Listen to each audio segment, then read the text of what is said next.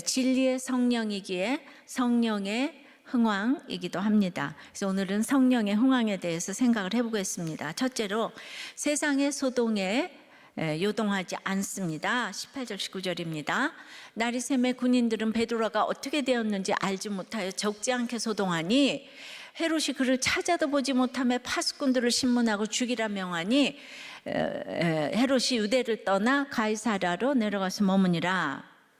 자, 헤롯의 분노로 그 16장 27절에 보면 당신은 그 로마법에 의해 죄수가 탈출하면 경배하던 파수꾼이 대신 그 죄수의 형벌을 받았습니다. 그는 그의 계획이 완전한 실패로 돌아가자 유대인들에게 체면치레라도 하기 위하여 이제 파수꾼들을 처형시키고서는 그 사건의 모든 것을 이제 끝맺었어요. 예, 이게 힘이 있는 지도자들은 이렇게 하더라고요. 예, 자기가 뭐 찾아도 보지 못하니까 신문하고 죽이라고 끝맺어라 이러면 되는 거 어디 사건이 끝나요?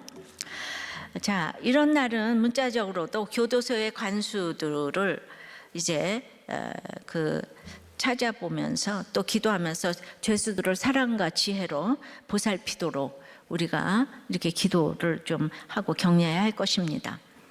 그러나 나리샘의 군인들은 얼마나 놀랐겠어요. 이 인생은 불가항력적인 일에 소동할 수밖에 없습니다. 왜냐하면 베드로 때문에 지키던 군인들이 죽임을 당했습니다. 자기의 인격과 믿음의 분량대로 사건을 받아들이기에 나는 옳은데 상대방은 도저히 용납이 안 되는 일이 많아요. 예. 그러니까 이제 군인이 죽었잖아요. 그런데 거기에서 헤롯을 미워하는 사람이 있는가 하면은 이제 군인의 식구들은 헤롯까지 갈 게 없어. 베드로가 뭐 그 죄인인 것은 그들의 알 바가 아니죠. 예. 그런데 없어진 것만 분통이 이제 터져가지고 베드로 때문에 내가 이제 그 우리 아빠가 죽임을 당했으니까 베드로를 이제 죽어라고 이제 미워하는 거죠. 그래서 이제 헤롯을 미워하거나 베드로를 미워하거나 이 둘 중에 평생을 미워하죠. 사실 베드로는 우리가 옥에 갇혀서 2000년 동안 옥문은 기도해야 열린다는 것을 가르쳐준 이런 어떤 그 모델이 됐는데 사단의 괴계를 가르쳐준 역할을 한 것이죠. 그러니까 미워해야 될 대상이 헤롯이 아닌 거예요. 헤롯이 사단의 도구로 쓰이니까 가장 불쌍한 것이죠. 인생이 짧은데 헤롯 같은 자를 보면 너무나 이제 불쌍해야 됩니다. 그런데 그 헤롯도의 사단을 못 보고 이제 헤롯 미워하느라고 인생을 낭비하는 것이 너무 어리석은 일인데 그걸 모르죠. 그래서 그런 원한 가지고 사느라고 미움이 끓어요. 예, 정말 미워하는 뭐 남편, 아내 때문에 예수님께 나온 게 하나도 고맙지가 않은 거예요. 교회를 나와도 여전히 미운 사람이 많고, 그래서 그 미워하는 힘으로 인생을 사는 사람이 이렇게 많아요. 사실 이거 하나님이 하시는 일인데 우리는 어떻게 그렇게 소동을 하는지 모릅니다. 가만히 생각해 보면 군인들도 이제 구원의 확신이 있다면 죽어도 천국 가는 것이고, 그리고 자기네들이 깨워서 지키지 못한 것도 있잖아요. 본분을 잊고 잠들었기 때문은 아닐까, 이런 생각을 해봐야 되는데, 이 똑같은 상황에서 헤롯에게 죽임당한 죽은 야고보나 갇힌 베드로는 소동했다는 말이 하나도 없어요. 깊이 잠을 잤다 이런 얘기만 있죠. 이제 그러니까 그거 하나도 못 알아듣는다고 또 여러분들 얘기하시겠죠. 어쨌든 파수꾼들은 베드로 때문에 죽임을 당했어요. 너무 불공평해 보이는 거예요. 왜 베드로가 없어졌는데 내가 죽임을 당하는, 왜 우리 아빠가 죽임을 당하는, 왜 우리 삼촌이 죽임을 당하는가. 이때 죽은 사람은 순교일 수도 있고 죄악의 징계일 수도 있습니다. 그냥 믿는 사람은 언제나 하나님은 100% 옳으신 것을 믿어야 합니다. 지금 내가 믿고 있다면 베드로가 옥을 나가기 위한 역할이라면 이건 순교지요. 예, 마지막에라도 예수님 우편 강도가 이제 마지막에 이제 구원되고 안 되고가 정해지잖아요. 그러니까 언제든지 내가 예수만 믿고 있으면 구원이에요. 그래서 오직 예수 믿어야 하기 때문에 전쟁이 나기도 안 나기도 해야 한다고 했습니다. 헤롯은 그렇게 세상에서 창성하니까 예수님을 믿을 이유가 없습니다. 모든 것을 갖추었기 때문에 바로 옆에 그 위대한 야고보 사도, 베드로 사도 있지만은 뭐 좋은 걸 몰라요. 그게 얼마나 대단한 건지를 몰라요. 듣지 않습니다. 그리고는 늘 이렇게 소동을 만들어냅니다. 애굽의 바로가 전 세계를 다스려도 이름이 없잖아요. 근데 그가 영아를 죽이라는 소동을 벌였잖아요. 근데 모세가 태어나도록 도운 히브리 산파 십부라와 부하는 그 이름도 아름다움, 찬란함이라는 뜻으로 성경에 올라갔습니다. 지난 주에 그 여종인 로데처럼 이 여인들도 이름이 남아 있는 거예요. 내 직책에 상관없이 영적 우선 지키고자 할 때 이런 기가 막힌 영광을 주시는 거예요. 근데 파수꾼 중에는 베드로를 살리겠다고 하는 사람이 없었잖아요. 그러니까 그 죄악의 징계 아닐까요? 그러니까 이제 우리는 그러면 모세가 살아나서 축복이고 그때 죽은 영아들은 저주입니까? 그게 세속사적인 생각이에요. 죽는 것도 사는 것도 구원을 위한 하나님의 계획입니다. 제가 죽고자 했기 때문에 남편도 구원받게 하시고 저도 살았습니다. 그러면 살인을 하는 바로만 나쁜 사람입니까?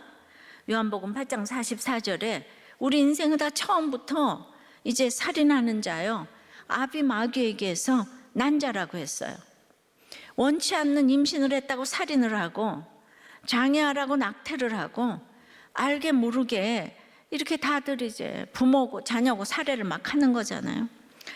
나는 바로처럼 나쁘지 않다고 적용하면 안 되고 내가 바로처럼 미워하고 시기하고 이제 살인하는 자임을 깨달아야 합니다. 자, 성령의 흥황은 이제 첫 번째는 뭐라고 했죠? 세상의 소동에 요동하지 않는다고 해요. 두 번째는 권력이 남용된 분노를 경계합니다. 19절 20절이에요. 헤롯이 유대를 떠나 가이사랴로 내려가서 머무니라. 헤롯이 들어와시던 사람을 대단히 노여워하니 그들의 지방이 왕국에서 나는 양식을 먹는 까닭에 한 마음으로 그에게 나와 왕의 침소 맡은 신하 블라스도를 설득하여 화목하기를 청한지라. 가이사랴는 예루살렘의 북서쪽 약 104km 지점에 있는 지중해 연안의 항구 도시로 이제 헤롯 대왕이 로마의 환심을 사기 위해 세운 곳이에요. 그래서 이 지명을 그 분봉왕 빌립이 디베리오 황제를 찬양하는 의미에서 붙인 이름이에요. 이제 카이사르 그래가지고 가이사랴 이렇게 된 거죠. 그런데 왜 이때 헤롯이 가이사랴로 내려갔던 것일까요? 아마도 그는 유대인들의 모든 기대에 그 기대에 부응하지 못해가지고 세상의 기대에 부응하지를 못해서 헤롯이 유대인의 기대. 그래서 그래서 베드로를 죽이려고 했다가 수포로 돌아갔잖아요. 그래서 그걸 다 피하기 위해서 그 눈총을 피하기 위해서 가이사랴로 갔죠. 그리고 또 다른 이유는 그곳에 이제 로마 황제가 이제 영국의 원정을 마치고 돌아와서 축제가 열릴 예정이니까 이제 뭔가 준비를 하려고 간 것도 이제 있을 거예요. 근데 야고보를 죽이고 또 베드로는 가뒀다가 없어지고 그다음에 파수꾼 다 죽이고 그리고는 자진해서 찾아가 머물러 있었던 그곳은 아이러니하게도 자신이 죽게 될 곳임을 이제 알지 못하고 간 것입니다. 그럼 여러분들은 항상 내가 가는 곳이 죽음의 장소면 어떻게 하냐고 걱정한다면 바로 그것이 이 세상 사람의 한계인 것이에요. 믿는 사람은 언제 어디를 가나 살아도 죽어도 영생이기 때문에 두렵고 떨림으로 구원을 이루어가지만 항상 근본적인 근심은 없는 거예요. 그날 그 비행기를 안 탔으면 거기 안 갔으면 껄껄껄껄 하는데 산풍 아파트를 가도 구원받은 사람은 구원됐죠. 그날 그 무너져도 다 천국 가는 거예요. 예. 그러니까 이제 이런 확신이 있으셔야 되는 거예요.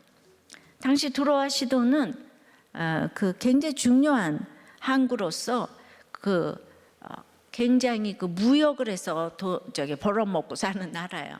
한마디로 이제 장사하는 나라잖아요. 근데 거기서 곡식이 안 나는 거예요. 그래서 갈릴리 곡창지대에서 이제 그 농산물 다 수입을 하는데, 아니 헤롯이 뭔지 모르는데 대단히 노여워해가지고 곡식을 전부 다 이제 금수조처를 내려가지고 이제 그 식량 공급을 중단시키니까 너무 이제 이거 먹고 사는 문제잖아요. 너무 큰 일이 생겼어요. 그런데 이유를 모르는 거예요. 헤롯의 권력 남용으로 군인들은 왜 죽는지도 모르고 죽었고, 드로아 시돈 사람들은 왜 또 헤롯이 노여워하는지를 몰라요. 이 권력이 이렇게 주어지는 거 가지고 이렇게 비인격적으로, 그러면서 아무리 팔레스타인을 다스려도 그건 성령의 흥왕이 아니라는 거죠. 힘이 주어질 때 마음대로 사람 죽이고 마음대로 분함을 나타내라고 그 권력을 준 게 아닌데, 그런 사람이 지도자에 있으면 뭐 잠시 경제적으로 흥황한다고 할지라도 백성이 고통을 받는 거죠. 독재자의 백성들이 고통을 받죠. 무너지는 것은 시간 문제인 거 알아야 합니다. 사람들은 내가 현저한 실세인 갑자리에 있고, 그 또 이제 이렇게 드로아 시돈처럼 그 반드시 그 양식을 수입해야만 하는 을 자리에 있을 때, 그 상대방이 열쇠를 면치 못하고 판단할 때 그 갑의 자리에 있는 사람들은 아주 사소한 일에도 쉽게 분노를 합니다. 그게 너무 치사하다 그러죠. 치사한 게 있잖아요. 직장만 뭐 나라만 그런 게 아니라 직장이나 가족 간에도 이제 다 마찬가지인 거예요. 종교적이나 도덕적으로도 마찬가지입니다. 높은 자리에 있다고 생각하면 분노도 유혹도 다 쉽게 저지르게 돼요. 그래서 이 관이 최고라 그러죠. 무슨 뭐 기업하는 사람들은 이 관에 꼼짝을 못하는 거죠. 그래서 이렇게 지금 정치에 막 국회의원의 목을 또 이제 그렇게 되는 거죠. 그러니까 그게 정치 뭐 이것뿐만이 아니고 이제 뭐 다 뭐 교회도 뭐도 하여튼 조금이라도 윗자리에 있으면은 이렇게 쉽게 분노를 하는 거예요. 이제 믿음의 지도자 모세도 혈기를 이제 내는데, 마지막에 무리바 반석에서 이제 탁탁 2번 쳤는데, 물가에서 반석을 2번 쳤는데, 그때 왜 쳤냐면 이건 백성이 해도 너무한 거예요. 말이 안 되는 거예요. 그래가지고 별 설명도 없어요. 거기 기사에 탁탁 치는 거는 내가 너보다 믿음이 좋다, 백성들보다. 어떻게 내 말을 그렇게 안 들을 수가 있냐. 우리는 그래서 온유가 지면에서 가장 승한 모세가 지금 분노해가지고 반석을 치지 않았을까요? 인생은 관에 들어가는 그날까지도 다 죄인이에요. 누구도 되었다 함이 없습니다. 근데 다윗은 자기를 따라오며 끝없이 저주하는 시므이를 이제 쳐죽일 힘이 있었지만은 하나님께서 그 원통함을 다 갚아주실 것을 믿고 이제 끝까지 인내를 했죠. 모세는 율법을 대표하고 다윗은 그리스도를 예표하잖아요. 근데 물론 다 각자는 다 똑같지만은 이 장면에서 볼 때 다윗은 그러면 어떻게 이렇게 시므이를 용서했나? 대표적인 15 광야를 거치면서 어려서 고난이 있고 결혼 고난이 있고 자녀 고난이 있고, 그런데 이 자녀 고난 중에 압살롬 고난은 압권이잖아요. 그 잘생긴 압살롬. 백성들도 다 압살롬 다 했잖아요. 근데 그 압살롬이 자기를 죽이겠다고 하는 고난 앞에서 누구한테 욕을 할 수도 없고, 근데 욕을 할 수 있는 거는 우리가 다 배우자 목장 나눔에서도 배우자 욕은 잘하지만 자식 욕은 잘 못해요, 그죠? 자식은 완전히 나기 때문에. 자신의 죄를 인식하면서 압살롬 사건에서 입이 딱 다물어지면서 하나님 앞에서 꼬꾸라졌을 것 같아요.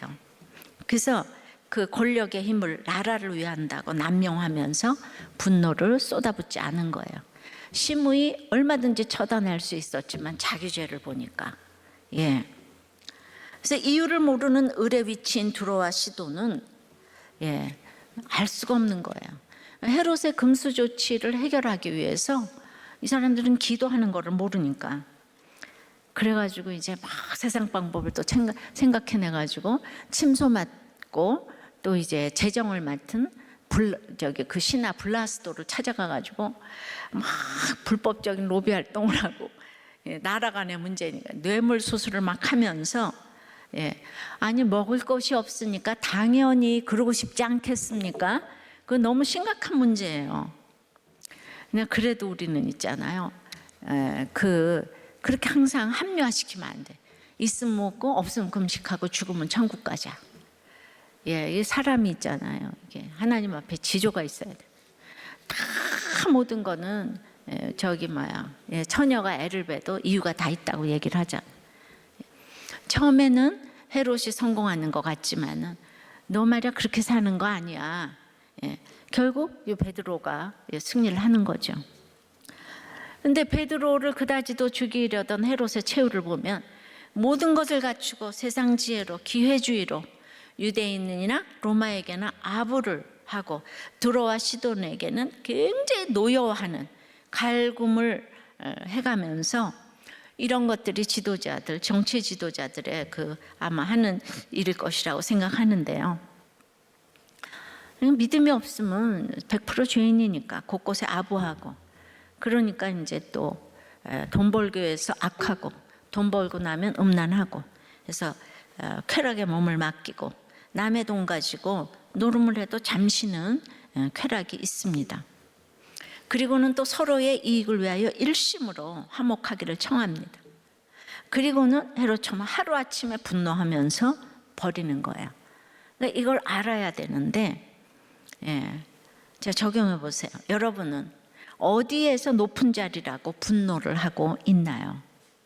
회사, 가정, 목장에서. 자, 성령의 흥황은 아까 첫 번째 세상의 소동에 요동하지 않고 권력이 남용된 분노를 경계하면서, 세 번째는 과도한 칭찬으로 멸망에 이르지 않게 합니다. 21절부터입니다. 헤롯이 나를 택하여 왕복을 입고 단상에 앉아 백성에게 연설하니 백성들이 크게 부르되 이것은 신의 소리요 사람의 소리가 아니라 하거늘, 헤롯이 영광을 하나님께로 돌리지 아니하므로 주의 사자가 고치니 벌레에게 먹혀 죽으니라. 자, 그래가지고 이제 그 헤롯이 나를 택했대요. 이걸 직역하면 정한 날에 또는 결정한 날에, 신약 성경에서 여기만 딱 나오는 단어예요. 그 헤롯의 정한 날은 언제였을까요? 요세푸스의 저작 고대사에 따르면 영국의 원정에서 돌아온 그 로마 황제 클라우디오의 그 개선을 기념하기 위해서 베푼 그 로마식 아주 축제의 이제 둘째 날인 거예요. 첫날은 로마 황제가 주인공이 돼야 되니까. 그리고 또 그 황제의 생일인 8월 1일이었다고 하는 거예요. 그래서 이제 헤롯이 택한 날이 자기가 죽을 날일지 어떻게 알았겠어. 택한 날인데, 그러면은 그 정한 택한 날과 뭐 온 그 만조백관들이 전부 모여서 택한 날일 거 아니에요. 그런데 날마다 말씀으로 택하는 날은 차원이 다릅니다. 헤롯은 오직 자신만 돋보이는 날을 택했지만 말씀을 보는 우리는 날이면 날마다가 하나님의 날이기 때문에 아침마다 하나님과 교제하면 그날이 하나님의 날인 거예요. 그래서 정말 우리가 이거 걱정을 진짜 껄껄껄껄 하지 말고 아침에 큐티하고 나가면 그게 유언이 되고 우리는 천국 가는 거예요. 그러면 나는 맨날 누구 칭찬만 해놔야지, 그러면 진정성이 없어서 그게 유언이 안 돼요. 예, 이게 뭐 욕도 해놓고 이래야지 남은 식구들이 구원받을 거 아니에요. 이렇게 내가 정말 아빠를 힘들게 했구나, 엄마를 힘들게 했구나. 그래서 이게 정말 주 앞에서 큐티를 열심히 하시면은 그게 하나님의 택한 날이 되는 거예요. 이 둘째 날에 두로와 시돈의 지도자들은 이제 헤롯과 화해하기 위해서 헤롯을 이제 방문한 거예요. 그러니까 이제 그때 나와서 박수 부대하고 그런 계획을 세우고, 그래서 누가는 헤롯이 간단하게 왕복을 입었다고만 했어요. 예. 근데 요세푸스에 따르면은 이제 찬란한 아침 햇살을 통해서 헤롯이 입고 있던 그 은백색의 왕복이 이렇게 막 헐거워서 막 망토 같고 막 이러니까 완전히 그냥 빛하고 햇빛하고 이렇게 이제 합쳐져서 그 광채가 그의 연설을 돋보이게 해가지고 다들 인간 이상의 존재로 여기고 다들 막 신이셔 했다는 거예요. 왜냐하면 그가 굉장한 달변가라는 거예요. 그래서 그 달변으로 로마에서 완전히 아주 이렇게 그 팽당했다가 기사회생으로 살아나가지고 팔레스타인 지방 모두를 통치하게 됐기 때문에 두로와 시돈의 아첨도 한몫을 했겠지만은 그냥 감탄할 만큼 위풍당당하게 너무 말을 잘하는 거예요. 그러니까 이 사람은 못하는 게 없는 거예요. 대단한 정치가에. 예. 근데 이런 사람이 지금 백성을 마음대로 죽이는 거잖아요. 살아오는 동안에 왕이나 대통령이 국민 때문에 목숨을 걸었다는 사람은 한 사람도 본 적이 없습니다. 나라는 유관순 누나, 진주의 농계, 윤봉길, 안중근, 열사 이런 우리 보통 국민이 지키는 것이라고 이러더라고요. 근데 헤롯도 백성도 모두 여기에 해당되지 않아 보입니다. 이웃을 향한 불평, 원망, 비난, 욕설이 우리 크리스찬에게는 사실 합당치 않잖아요. 근데 들을 때에는 너무나 불쾌해도 그래도 듣고 나면 스스로를 반성하고 조심하게 되는 면이 있어요. 근데 정말 이 아픈 사람이 못 듣는 게 비난이잖아요. 이 건강한 사람은 비난을 참 잘 들어요. 그러나 그거보다 더한 과도한 칭찬의 말은 아주 현저히 다른데요. 사람에게 가장 못할 짓이 있다면 스스로 교만케 하는 과도한 칭찬인 거예요. 칭찬은 고래도 춤추게 한다고 아낌없이 격려하고 칭찬을 할 때가 있지만 사람을 교만케 할 수 있는 과도한 칭찬, 이성의 눈을 멀게 할 수 있는 아첨의 말을 하는 것은 이게 범죄 수준으로 인식해야 합니다.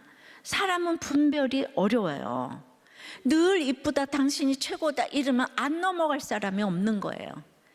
그래가지고 술집 여자들이 그 과도한 칭찬을 잘하잖아요. 근데 조강지처들이 칭찬을 또 안 해요. 이게 좀 이제 균형을 잡혔으면 좋겠는데, 그러니까 남자들이 자존감이 이제 떨어지니까 술집 여자에게 가서 그 칭찬을 받고 싶고 그런 게 있는 거예요. 그래서 우리는 분별이 안 돼요. 나한테 잘하는 사람한테 저기 진짜인가 가짜인가 믿음이 없는 사람이 그런 걸 어떻게 분별하겠어요. 그래서 우리 날마다 큐티를 하면서 하루하루 균형을 잡아야 되는 거예요. 그래서 공동체가 너무너무 중요한 거예요. 잠언을 보면 악인을 칭찬하는 일은 율법을 버린 자나 하는 짓이라고 밝히고 있습니다. 철학자 소크라테스는 사냥꾼은 개로서 토끼를 잡고 아첨하는 자는 칭찬으로서 어리석은 자를 잡는다고 했습니다. 대대로 헤롯 가문은 이듬해 출신이면서도 유대인이라는 자부심과 긍지가 대단한 거예요. 그 열등감으로 자기는 유대인이라는 거.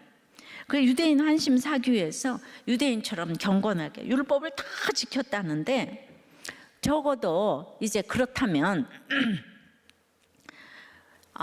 유대인처럼 모든 영광을 하나님께 돌려야 되지 않겠어요? 근데 이쪽에서는 성경 읽고 할 거 다 하면서 이쪽에서는 그 칭찬을 이제 혼자 다 받고 있는 거예요. 영국의 정치가 언론인 그 알스틸은 인간 생활에 수반되는 모든 애정 중에서 영광의 숭배가 가장 열렬하다고 했어요. 그래요. 이생의 명예와 영광에 대한 인간의 집착은 이제 무섭습니다. 여러분들 이번 주 OST에 그게 제일 무섭다 그랬어. 알코올 중독보다 무서운 게 쇼핑 중독이라 그랬어. 이생의 자랑, 그런 이제 정말 그 생명을 포기하면서까지도 명예를 얻으려고 합니다. 근데 영혼이 건강할 때는 지금 이제 영광을 이렇게 자기한테 안 돌려요. 자기만 최고라고 안 그래요. 그러면 영혼이 병들었을 때 이게 이제 그러면 병들었다는 거 어떻게 압니까? 그 명예와 체면에 관해 과도히 집착한다면 이건 중증 신호예요.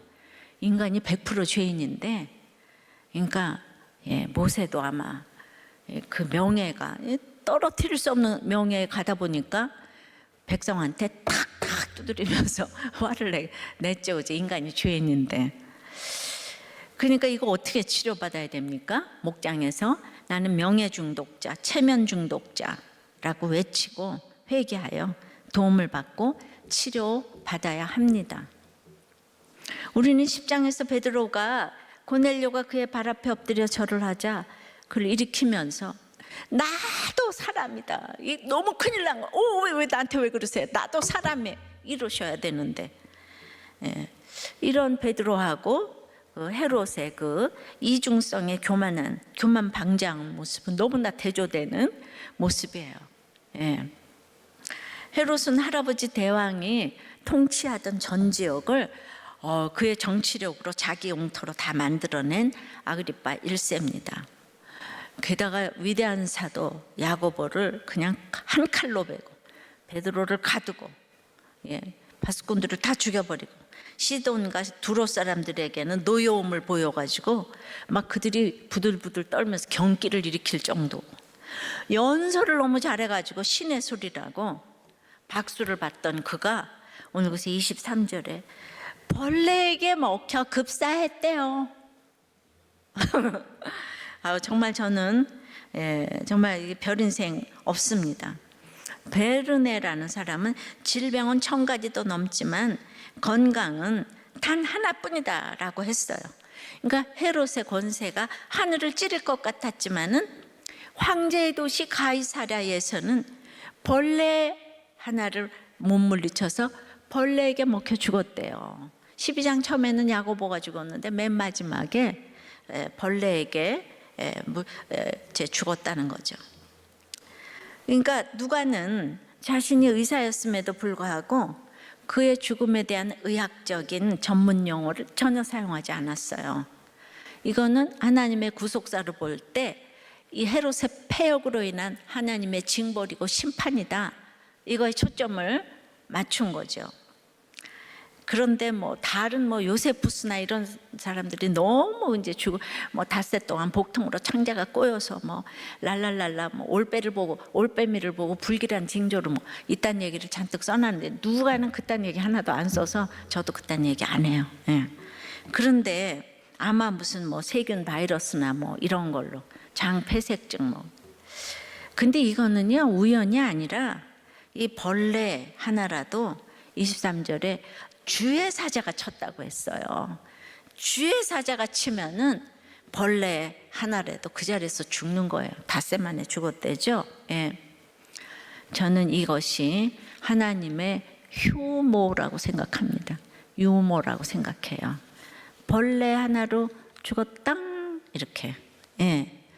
정말 헤롯 부러워하지 말라. 신명기 28장 22절에 여호와께서 폐병, 열병, 염증, 학질, 한재, 풍재와 썩는 재앙으로 너를 치시리니 이 재앙들이 너를 따라서 너를 진멸하게 할 것이라 처럼 야고보처럼 하나님이 함께 하시는 죽음이 있는가 하면 헤롯처럼 진멸케 하시는 죽음이 있는 거예요. 우리가 악하고 악해서 이런 재앙을 주셔야만 인생들이 정신을 차리기 때문입니다. 결국 우리는 하나님이 보살펴 주시고 하나님께서 건강을 주시지 않으면은 하루도 못 사는 인생들인 거예요. 그러니까 결론적으로 헤롯은 미워할 대상이 아니고 불쌍히 여겨야 할 대상인 것입니다. 헤롯은 교회에 정말 그 유대의, 우리의, 나의 거룩을 위해서 수고하고 있는 그 역할을 맡아서 이 땅에 온 거예요. 예수님을 핍박하기 위해서 헤롯 대왕을 주신 거예요. 이게 인류를 구원했잖아요. 그러니까 헤롯 가문이 정말 이 땅에 얼마나 나쁜 역할을 맡았는지 몰라. 믿지 않는 사람에게는 기대도 비난도 할 것이 하나도 없는 거예요. 근데 명절에도 여러분들은 계속해서 믿는 우리들 교인들이 친척이 어떻고 저떻고 뭐 그러고 싸우셨어요? 예. 정말 안 믿는 사람에게 무엇을 기대하겠습니까? 그 역할을 맡고 있는 거를 너무 불쌍히 여겨야죠. 나는 천국 갈 건데 저 사람 어떡하나. 이게 불쌍해야 되지 않아요? 근데 여러분들이 욕한다면 여러분들 구원의 확신을 점검해 보셔야 돼요. 어떻게 예수 믿고 천국 갈 사람이 그 안 믿는 사람하고 비교를 할 수가 있어? 말이 안 되는 거잖아요. 적용해 보세요. 여러분은 이렇게 늘 비난을 합니까? 과도한 칭찬을 합니까? 당연하게 여깁니까? 성령의 흥황은 그래서 네 번째로 말씀의 역사로 일어납니다. 24절에요. 하나님의 말씀은 흥왕하여 더하더라. 교회 밖에 핵심부에 있었던 헤롯은 지금 급사를 했어요. 근데 급사하자마자 하나님의 말씀은 점점 더 흥왕하여 간 사실을 볼 수가 있습니다.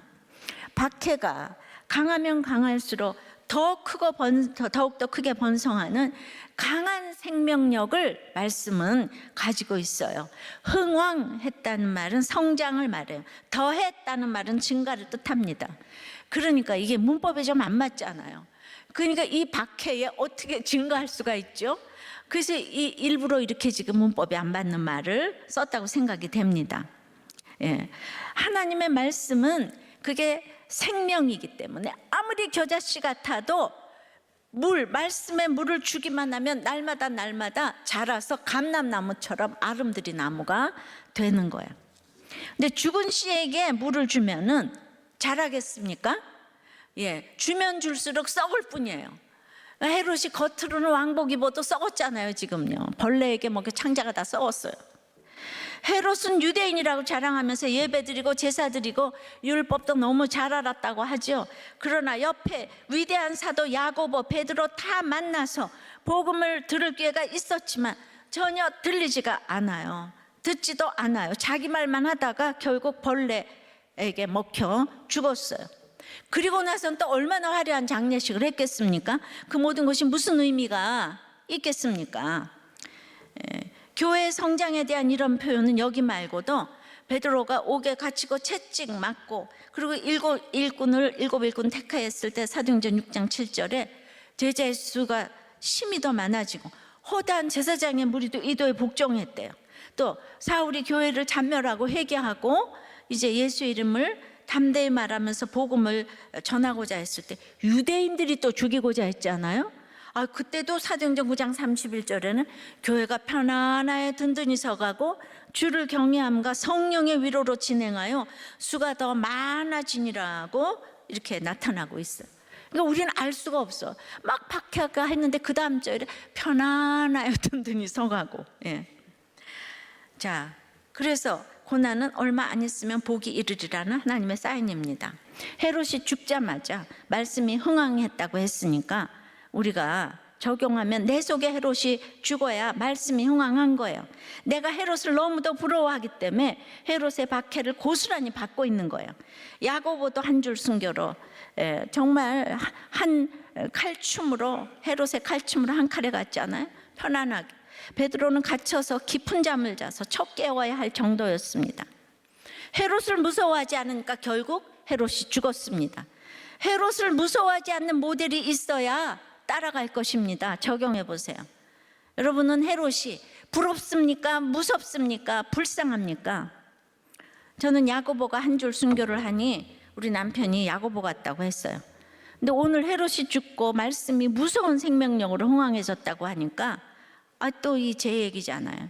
남편이 또 헤롯 같아요. 이것도 저것도 다 맞습니다. 헤롯 같은 남편이 너무 부럽다가 너무 무섭다가 너무 불쌍해졌어요.